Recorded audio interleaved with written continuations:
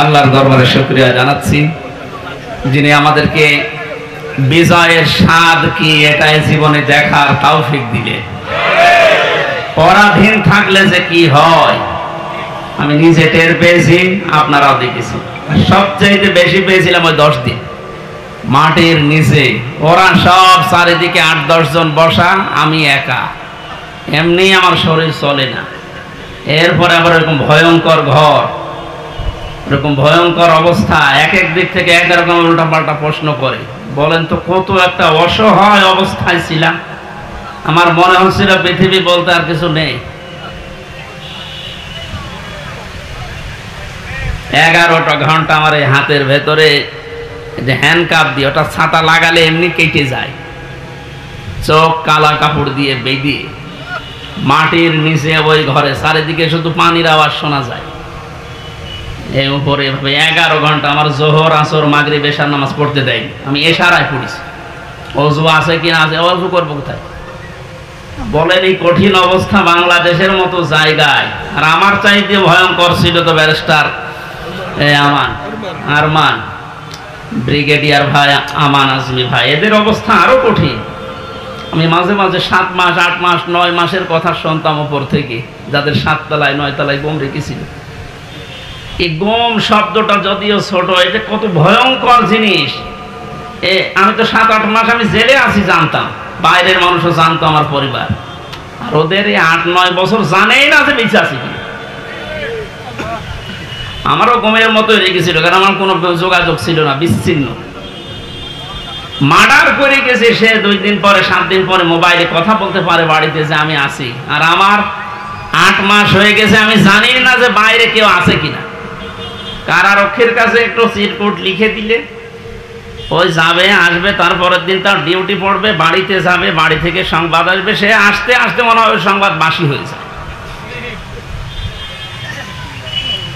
রিমান্ডে 10 দিন ছিলাম, আপনারা জানেন। 3টা বছর আমি যাই না, ঘরের নাম শোনেন, ওই রকম জায়গায় ছিলাম। আমি আল্লাহর জন্য ওনাদেরকে ঘৃণা করছি এবং আপনাদেরকে ঘৃণা করার জন্য বলছি এই কারণে, কারণ এগুলো মানুষ না, মানুষ নামে এগুলো জানোয়ার।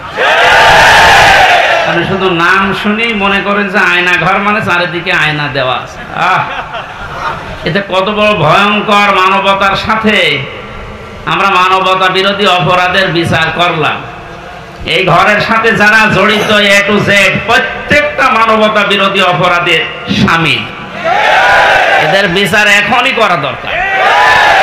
আজকে একজন ওর সাথে জড়িত যে সর্বোচ্চ পর্যায়ে, তাদের ভেতরে একজন ধরা পড়েছে অলরেডি। আমরা বিচার চাই, ওর কোনো বিচার নেই। 8-10 বছর, 12 বছর, 14 বছর একটা মাটির নিচের ঘরে, এদিকে 1.5 হাত, এদিকে 1.5 হাত। আপনি কি মনে করেন জিন্দা কবর ওইটা? এই কঠিন অবস্থায় যারা মানুষকে ফেলে রেখেছিল, আপনি যদি মেরে ফেলতেন, খবর দিয়ে দিতেন যে অমুক মারা গেছে, তারপরও তার স্ত্রীটা বিয়ে করতে পারত, তার ছেলে মেয়ে জানতো যে না মারা গেছে। আপনি ব্যারিস্টার আমান আজমি, কি বলে, ব্রিগেডিয়ার জেনারেল ব্যারিস্টার আরমান, ওনার স্ত্রীর কাছে আপনি কি জবাব দেবেন বলেন তো? 8-10 বছর তার স্বামী থাকার পরও না থাকার স্বামী, সে জানেই না যে বেঁচে আছে কিনা।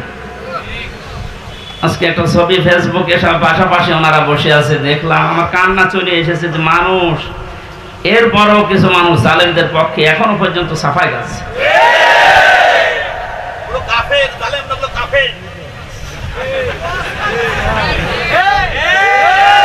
ঠিক আছে ভাইয়া,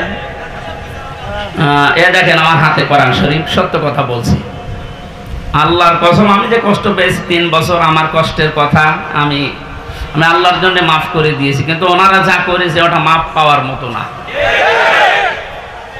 ওনারা তো আমার শুধু শত্রু না, ওনারা মানবতার শত্রু, আল্লাহর শত্রু। রিমান্ডে আমার সাথে যে ব্যবহার করেছিল, আল্লাহর ভুল ধরতো মাঝে মাঝে।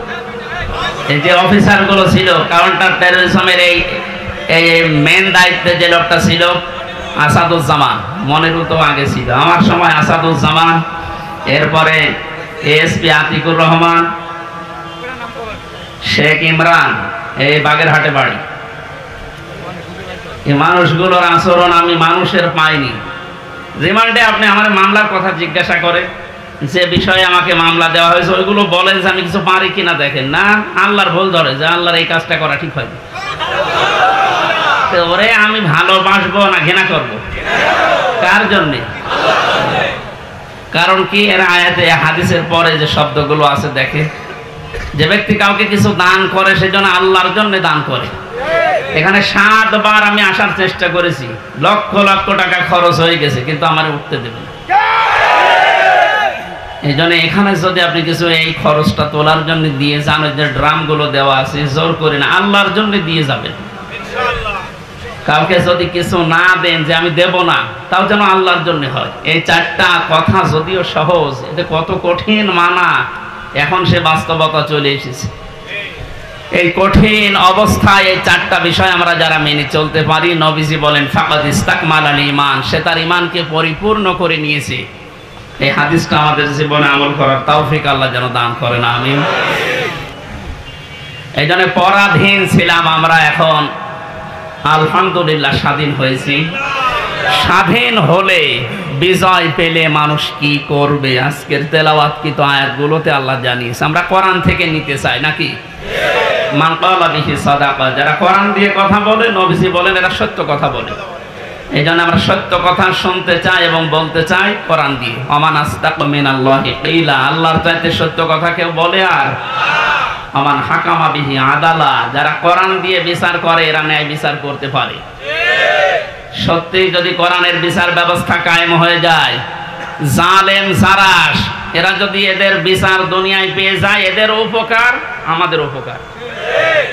কারণ জালেমের বিরুদ্ধে মামলা হামজার না, জালেমের বিরুদ্ধে মামলা কার? এটাকে আমি বানালাম। সূরা শূরা 25 নম্বর পারা 6 নম্বর পৃষ্ঠা 12 নম্বর লাইনে 42 নম্বর আয়াত।